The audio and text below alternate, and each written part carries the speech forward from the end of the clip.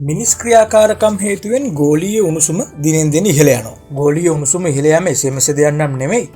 ගෝලීය උණුසුම ඉහළ යාමේ අනිසි ප්‍රතිඵලයක් ලෙස වසර 2100 වන විට නිල්වන් මැණික් කැටයක්සේ අභ්‍යවකාශයේ දිස්වන පෘථිවිය තද කොළ පැහැයට හැරෙනු ඇතැයි විදේශ මාධ්‍ය වාර්තා පෙන්වා දෙනවා. නිල් පැහැයෙන් දිදුලන පෘථිවිය කොළ පැහැයට හැරෙන්නේ සාගර කොළ පැහැයක් ගන්න බැවින්. පෘථිවියෙන් 70%ක් ඇත්තේ සාගරය. සාගර වර්ණය මෙසේ වෙනස් වන්නේ ඉතා කුඩා සාගර ජීවීන් විශේෂයන් නිසා. මේ කුඩා ජීවීන් ඇල්ගි විශේෂයක්. ප්ලවාංග වශයෙන් මොවුන් හඳුන්වනවා. ප්ලවාංග ලෝපුරා සාගරවල දක්නට ලැබෙනවා. උණුසුමින් පිරුණු නිවර්තන සාගර කලාපයේ ජීවත් වන්නේ නිල් පැහැති ප්ලවාංග විශේෂයක්. ද්‍රවාසන්නේ සාගරවල ජීවත් වෙන්නේ කොළ පැහැති ප්ලවාංග විශේෂයක්. ගෝලීය උණුසුම ඉහළ යාම හේතු කොටගෙන නිවර්තන කලාපයට අයත් සාගරයේ ජීවත් වන නිල් ප්ලවාංග මිය යාම මේ වන විට ආරම්භ වෙලා තියෙනවා. එහි ප්‍රතිඵලයක් ලෙස ද්‍රවාශ්‍රිත කොළ පැහැති ප්ලවාංග සෙසු සාගර වෙත පැතිරීමට පටන්ගෙන තියෙනවා කියලා විද්‍යාඥයෝ පැහැදිලි කරනවා. මේ ප්ලවාංග කොළ වර්ණය පිට කරනවා. ඒ අනුව උඩුගුවනේ සිට හෝ බලද්දී ලොව සියලුම සාගර, මුහුදු, ගංගා, ඇලදොල, වැව් පොකුණු ආදී කොළ පැහැයෙන් දිස් වෙන්න පටන් ගනී කියලායි විද්‍යාඥයන්ගේ අදහස. සාගර ජීවීන් බොහොමයක්ගේ ආහාර වන්නේ මේ ප්ලවාංග.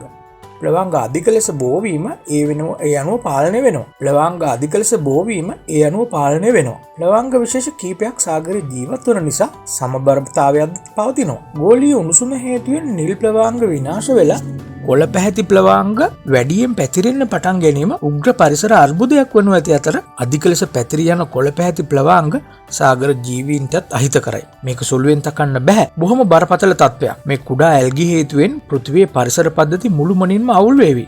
අවසානයේදී මිනිසා ඇතුළු පෘථිවි ජීවීන්ගේ අවසානය පවා තීරණය කිරීමට මෙම කුඩා ඇල්ගි විශේෂයට හැකි වේවි. යයි ඇමරිකාවේ මැසචුසෙට්ස් විශ්වවිද්‍යාලයේ මහාචාර්ය ස්ටෙෆනි ඩුඩ්කිවිට්ස් පැහැදිලි කරනවා. බ්‍රිතාන්‍යයේ ද සන් පුවත් වෙබ් අඩවිය ඔවුන්ගේ මෙම වාර්තාව සකස් කරලා තියෙන්නේ මැසචුසෙට්ස් විශ්වවිද්‍යාලයේ සහ සාගර ජීව විද්‍යාඥයන් සිදු කළ පර්යේෂණ පාදක කරගනිමින් කියලා පැවසෙනවා. ඇමරිකන් විද්‍යාඥයන්ගේ වාර්තා පාදක කරගනිමින් බ්‍රිතාන්‍යයේ ද සන් වෙබ් අඩවිය වසර 2100 දී පෘථිවියට එල්ලවන ඇල්ගි ආක්‍රමණ ගැන බිය පළ කරද්දී මේ ඇල්ගි සම්බන්ධයෙන් පළවෙනි අනතුරු ඇඟවීමක් ගැන අසන්න ලැබුණේ මීට අවුරුදු 10කට පෙර. එනම් වර්ෂ 2015 දී. 2015 අගෝස්තු මාසයේ පෘථිවියට සැතපුම් 488ක් ඉහළින් පෘථිවි කක්ෂයේ ගමන් කරමින් තිබුණු නිරීක්ෂණ චන්ද්‍රිකාවක් ගත් ඡායාරූපවල බිහිසුණු දිය සුලියක් වැනි යමක් දක්නට ලැබුණා. ඡායාරූප ගන්න අවස්ථාවේදී චන්ද්‍රිකාව ගමන් කරමින් තිබුණේ බෝල්ටික් සාගරයට ඉහළින්. ඒ වායුගෝලීය කැළඹීමක් යයි විද්‍යාඥයෝ මුලින් සිතුවා. කෙසේ නමුත් ඒ වායුගෝලීය කැළඹීමක් නොවුණා. බැලු බැලමට ඒ දිය සුලියක්ද නොවුණා.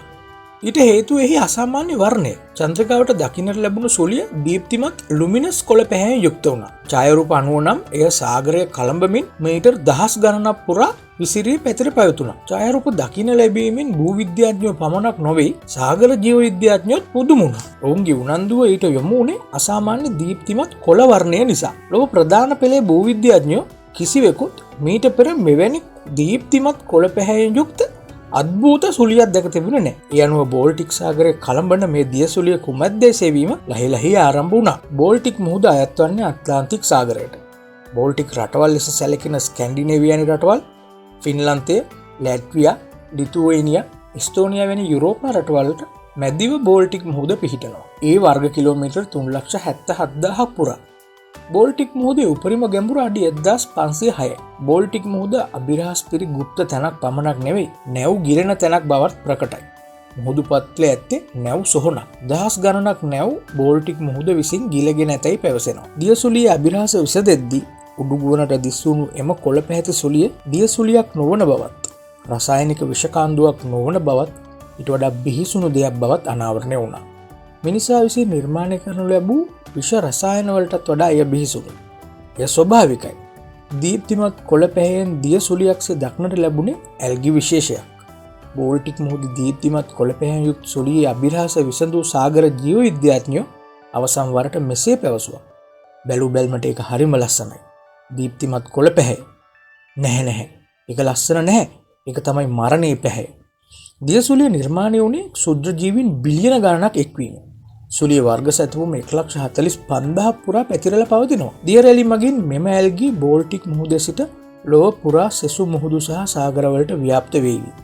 ඉදිරියේදී දීප්තිමත් කොළ පැහැයෙන් යුක්ත දිය සුලි මෙන් වැඩි වැඩියෙන් දක්නට ලැබේවියයි විද්‍යාඥයෝ 2015 වසරේදී අනතුරු ඇඟවුවා. ඇල්ගී ගමන් කරන හැමතැනම සිදුවන්නේ විනාශය. ඒවා ජලයේ ඇති ඔක්සිජන් උරා ගන්නවා. ඒවිට ජලජ ශාක ජීවීන් ආදී සියල්ල මේ යනවා. සාගරයේ අමු සොහොනක් බවට පත් කරනු ඇතැයි විද්‍යාඥයෝ අනාවැකි පළ කරනවා. හොඳයි. ලබන සතියේත් මේ වගේ නව තොරතුරු රැගෙන හමු වෙන තෙක් ඔබට ජයග්‍රාහී සතියක්.